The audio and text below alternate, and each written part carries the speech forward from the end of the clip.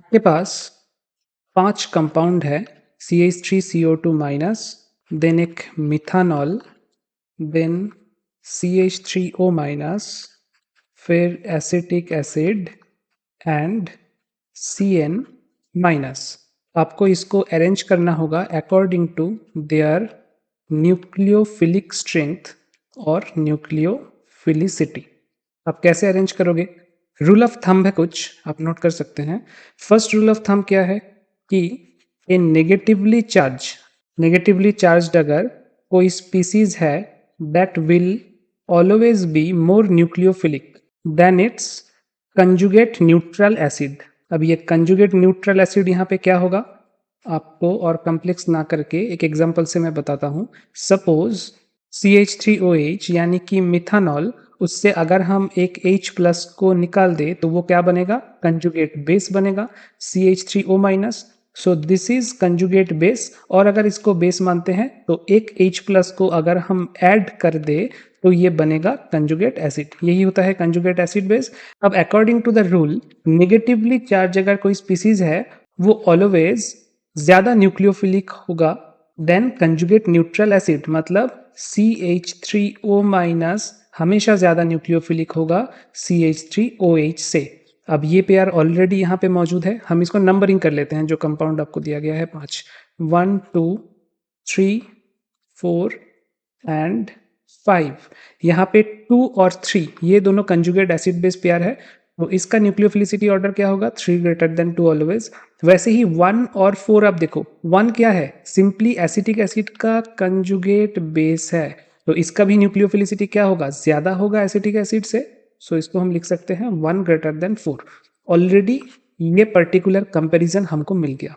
अब आपको अगर मैं बोलूं कि आप 1 के साथ 3 कंपेयर करो और 2 के साथ 4 कंपेयर करो, 1 और 3 नेगेटिवली चार्ज कंपाउंड है तो ये दोनों ज्यादा न्यूक्लियोफिलिक होगा देन 2 एंड 4, ये तो श्योर। बट 1 और 3 में कौन सा ज्यादा न्यूक्लियोफिलिक होगा और 2 और 4 में कौन सा ज्यादा न्यूक्लियोफिलिक होगा, उसके लिए हमारा जो नेक्स्ट रूल ऑफ थंब है that is if the species in consideration, जो स्पीसीज के न्यूक्लियोफिलिसिटी को हम कंपेयर कर रहे हैं, have the same nucleophilic atom, मतलब एक न्यूक्लियोफिलिक एटम है सभी में जिसके थ्रू वो न्यूक्लियोफिलिसिटी शो करता है, वो न्यूक्लियोफिलिक एटम अगर सेम है then their nucleophilicity order, then उनका न्यूक्लियोफिलिक स्ट्रेंथ ऑर्डर बिल्कुल ही सेम होगा, मतलब parallel with their basic strength. For example, अगर आप CH3O माइनस यानी कि मिथॉक्साइड आयन के साथ एसीटेट एनायन को कंपेयर करते हो, इन दोनों का न्यूक्लियोफिलिसिटी कंपेयर करते हो, तो आप पहले देखो अकॉर्डिंग टू दिस रूल कि दोनों का न्यूक्लियोफिलिक एटम सेम है कि नहीं? सेम है, दोनों में ही है ऑक्सीजन। तो इसका बेसिक स्ट्रेंथ कंपेयर कर दो और उसको मैच कर दो न्यूक्लियोफिलिक स्ट्रेंथ के साथ। न्यूक्लियोफाइल और बेस में क्या डिफरेंस है? बेस हमेशा एब्स्ट्रैक्ट करता है प्रोटॉन को। सपोज अगर कोई रिएक्शन में हमने OH ऐड किया और वो OH कंपाउंड से एक H प्लस को एब्स्ट्रैक्ट किया, ठीक है, तो उसको हम क्या बोलेंगे कि OH यहाँ पे एज ए बेस एक्ट किया। लेकिन उस कंपाउंड में अगर कोई कार्बोनिल सेंटर है और कोई हाइड्रोजन नहीं है स्नैच करने लायक, तो OH माइनस क्या करेगा? C double bond O, C के ऊपर डेल्टा प्लस चार्ज है, इसको अटैक करेगा। तब हम इसको बोलेंगे कि OH अब न्यूक्लियोफाइल की तरह एक्ट किया। सो सेम स्पीसीज न्यूक्लियोफाइल की तरह भी एक्ट करता है, बेस की तरह भी एक्ट कर सकता है। अब इस केस में दोनों का ही ऑक्सीजन है हमारा कॉमन न्यूक्लियोफिलिक एटम, तो इसका बेसिसिटी बस कंपेयर कर लो। आप कैसे कंपेयर करोगे? इसका कंजुगेट एसिड क्या है? इसका कंजुगेट एसिड है मिथानॉल। और इसका कंजुगेट एसिड क्या है? इसका कंजुगेट एसिड है ऑब्वियसली एसिटिक एसिड। तो इसके नाम में ही एसिड है एसिटिक एसिड, तो एसिटिक एसिड एक अल्कोहल से हमेशा ज्यादा एसिडिटी दिखाएगा। और as a rule of conjugate acid based theory, अगर कोई एसिड स्ट्रॉन्ग है तो उसका बेसिसिटी, कंजुगेट बेस का बेसिसिटी क्या होगा? वीक होगा। ओके, वैसे ही अगर कोई एसिड वीक है तो उसका कंजुगेट बेस का बेसिसिटी स्ट्रॉन्ग होगा। So methoxide anion will be more basic than acetate anion. और क्योंकि यहाँ पे न्यूक्लियोफिलिसिटी एंड बेसिसिटी सेम है, सो हम बोल सकते हैं कि CH3O minus has better nucleophilic capacity than acetate anion. ये एक कंपैरिजन हुआ। अब अगर मैं इसमें पूछूं, ये जो न्यूट्रल मॉलिक्यूल है इसमें आप बेसिसिटी कंपेयर करो तो क्या होगा? ऑब्वियसली एसिटिक एसिड एक एसिड है, मतलब इसका बेसिसिटी बहुत ही लो होगा। सो बेसिसिटी अगर न्यूट्रल मॉलिक्यूल का हम कंपेयर करें तो कुछ इस टाइप का ऑर्डर आएगा, और यही होगा आपका न्यूक्लियोफिलिसिटी का भी ऑर्डर, क्योंकि nucleophilicity is equivalent to basicity जब आपका न्यूक्लियोफिलिक एटम सेम है दोनों कंपाउंड में।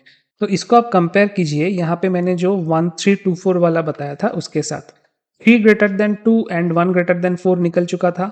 हमें 1 3 में कंपैरिजन करना था। अभी हमने देख लिया कि 1 और 3 इन दोनों में 3 इज ग्रेटर देन 1, और 2 और 4 इन दोनों में 2 इज ग्रेटर देन 4।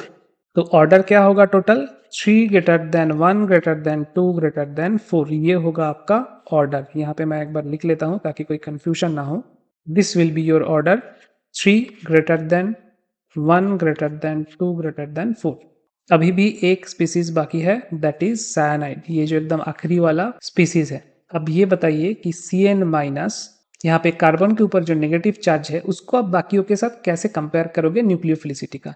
यहाँ पे आता है आपका रूल नंबर 3, बस 3 ही रूल आपको याद रखना है। 2 रूल हो गया, हमने अप्लाई कर लिया। 3 नंबर रूल क्या है कि अगर the species do not have the same nucleophilic atom, मतलब न्यूक्लियोफिलिक एटम उनका सेम नहीं है, लास्ट केस में जैसे सेम था, same nucleophilic atom, then there will be no relation between basicity and nucleophilicity. आप बोलोगे कि ये किस तरीके का रूल है, यहाँ से तो कुछ डिसाइड ही नहीं किया जा सकता। This rule is made so that you do not make any mistake. मतलब अगर मैं Cn माइनस के साथ CH3O माइनस इसका न्यूक्लियोफिलिसिटी का कंपैरिजन करने के लिए बोलूं, और आप ये सोचो कि इसका कंजुगेट एसिड है एक अल्कोहल CH3OH और इसका कंजुगेट एसिड है हाइड्रोसायनिक एसिड, तो इसका एसिडिटी मिथानॉल से ज्यादा है, तो बेसिसिटी CH3O माइनस का Cn से ज्यादा होगा।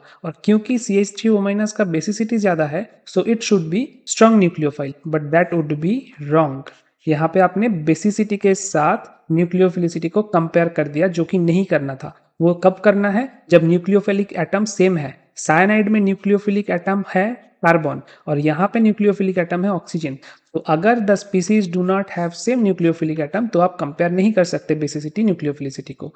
According to the experiment, Cn minus has more nucleophilicity than CH3O minus. इसको भी थोड़ा लॉजिकली आप समझ सकते हो कि कार्बन का इलेक्ट्रोनेगेटिविटी बहुत ही कम है और ऑक्सीजन का इलेक्ट्रोनेगेटिविटी बहुत ज्यादा है कंपेयर टू कार्बन। तो नेगेटिव चार्ज को ऑक्सीजन क्या करेगा? अपने पास पकड़ के रखेगा, वो कोई कार्बोनिल सेंटर में अटैक नहीं करना चाहेगा, जबकि Cn माइनस बहुत आसानी से अटैक कर पाएगा क्योंकि कार्बन उतना स्ट्रांगली इस नेगेटिव चार्ज को पकड़ के नहीं बैठा है। So this will be the nucleophilicity order. तो अभी हमने जो ऑर्डर बनाया था उसके सबसे पहले आप Cn माइनस को जोड़ दो। Cn minus will be the strongest nucleophile among the 5, ये होगा आपका ऑर्डर।